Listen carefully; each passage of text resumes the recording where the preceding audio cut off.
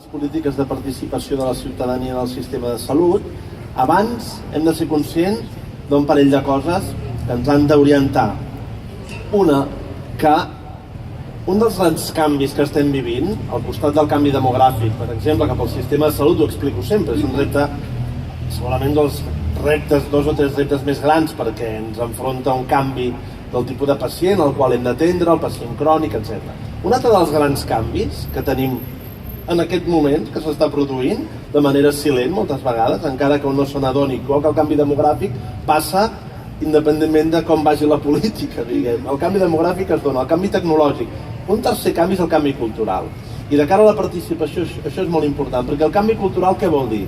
El canvi cultural vol dir que la societat d'avui ja no és aquella societat que entenia que el metge té uns coneixements dels quals tu estàs exclòs i per tant totes les decisions són seves i per tant tu has d'acceptar el que el metge et diu